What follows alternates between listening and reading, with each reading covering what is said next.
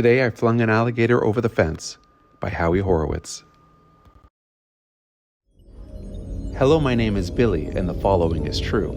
I used to be a little guy, but then I grew and grew. If you look up deep into the sky, you cannot see my face.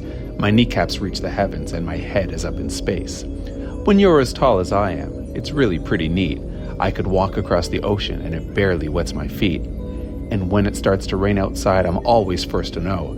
Then I shout out loud to all my friends, "Hey, look out down below!" I shoot hoops with all my space friends. They are quite a gifted group. For a ball, we use the moon and rings from Saturn for the hoop. I can run past all the satellites and weave around the stars. I can block all shots from Venus. I can dribble right past Mars. I think people are just jealous that they're not as tall as me. I can see over the mountains and see things they cannot see. They say it's lonely at the top, but I really can't see why.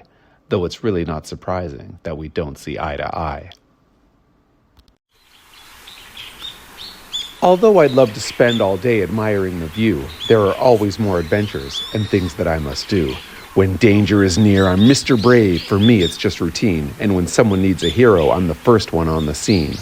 On a Sunday in the summer, in my backyard eating lunch, eating burgers with my family and drinking cherry punch, I was eating my fourth burger. I had mustard on my face. When off into the distance, I saw something out of place. My mommy must have seen it too as she began to shout. So I jumped up to my feet and then I ran to check it out. I could not believe my eyes, so I rubbed them really hard, and right in front of me, there was a gator in our yard. It was long and it was green and it had bumps along its back. Its teeth looked razor sharp and it looked ready to attack.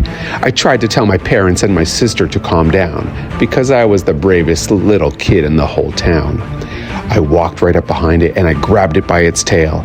I knew I had to save the day. I knew I could not fail. So I wound up and I tried to throw it up over the fence so I could go back to my burger and end all of this suspense. It looked at me with fear as I continued with the toss. I showed strength and I showed courage and I showed it who was boss. But it hit the fence halfway up, then slid down to the lawn. But all I need is one more try to make that gator gone. So I grabbed it by its tail again and flung it really hard. I was going to be the hero and get it out of our backyard.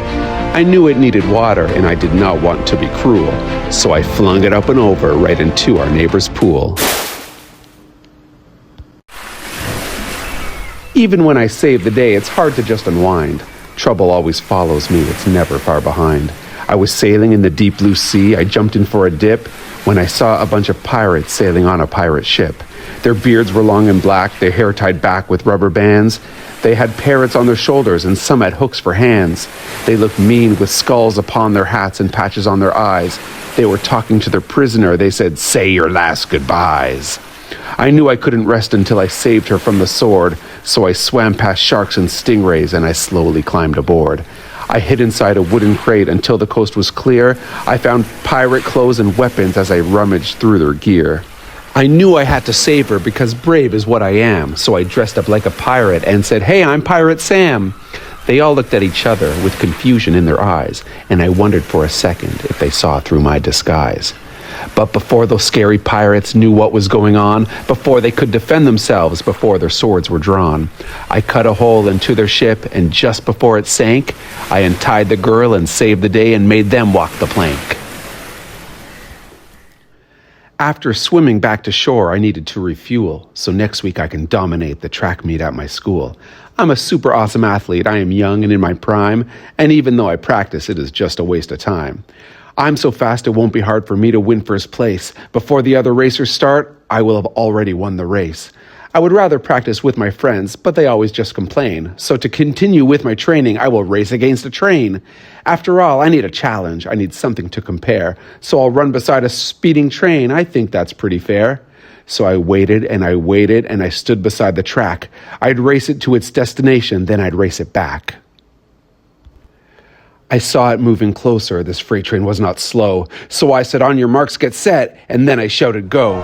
I took off fast as lightning, the wind blowing through my hair. But when I looked back seconds later, the freight train was not there. It seems I passed it long ago. I guess I'm just too fast. I guess no matter what I race, it always comes in last. I stopped to look around me. I was sure that I was lost. For speeding, there's a price to pay, and I just found out the cost. It seems I've run for miles, and I've run right through 5 towns. My mommy won't be happy. I am very out of bounds. I didn't tell her I was leaving, and she hates it when I roam. So I'll just turn and run the other way, and in seconds I'll be home. Hello, my name is Billy, and the following is true. My sister heard my stories and shared her point of view. She seems to think I'm lying, that I'm making up this stuff. She said that I should quit it. She said enough's enough. She said lying is dishonest, and it's also pretty mean. She said I'd feel much better if I decided to come clean. You didn't wrestle gators. There's no way you are that strong. And lying doesn't make you so. You should know right from wrong. She said, you never met with pirates. You were never Pirate Sam. She said I should be glad to be the person that I am. I've seen you run, and though I can admit you're pretty fast, if you ran against a train, I'm pretty sure you'd come in last. I know you said you're tall, though you've been short right since birth. So if you think you're tall as space, then you should come back down to earth. You made up all these stories when you're perfect being you. And you know that I don't lie, so then that means it must be true. She said it's time to show the world just who you really are. You may not live in space, but you are still a shining star. It may not be too late for me to make a brand new start. I think my sister's right this time. My sister's pretty smart. After talking to my sister, I was feeling pretty well, but all that changed in school today just after the bell.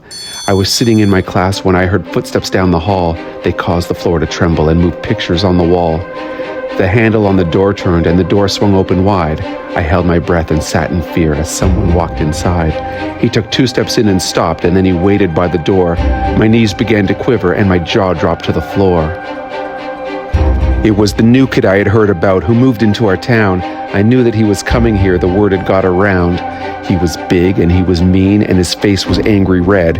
He walked up to me and clenched his fist, and this is what he said. I hear you think you're tall as space and everyone is smaller, but look a little closer and you'll notice I'm much taller. I hear you think you're speedy fast, so I suggest you start to run. My name is also Billy, and there's only room for one. It was then he made the challenge as my classmates stood and stared. And although I'm Mr. Brave, I can admit that I was scared. But if a fight was what he wanted, then I wasn't backing down. I would prove for once that I'm the strongest and the greatest in the town. Then I remembered what my sister said and how it made me feel, and I knew I had to find a way to handle this ordeal. The little voice inside my head told me to stop the bout, but the voices of my screaming fans were quick to drown it out. If you're everything you say you are, we have just one request.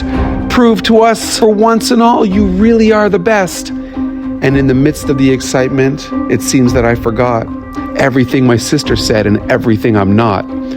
I would dazzle him with footwork. I would use my lightning speed. I would have to use my super strength in order to succeed. The two of us came face to face, and it only took one blast. And then the fight was over, and it ended pretty fast. In all of my adventures, there are lessons to be taught, to accept the things you have and to accept what you do not.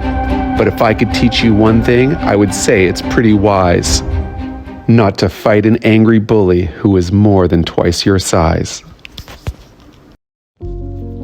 Hello, my name is Billy, and I confess my stories aren't true. Sometimes I feel weak and small, and there's nothing I can do. So I made up all my stories, and I hope it's not too late to make you see the real me is also pretty great. I may not be the greatest or the tallest in the crowd, but there are lots of things about me that make me feel proud. I'm smart and I am funny and I treat people really well, and I have a great imagination, as I'm sure that you can tell. I give my pennies to the homeless and I throw the pigeons food. I say excuse me when I burp because I don't like to be rude. I help out with the housework to ease my mummy's stress.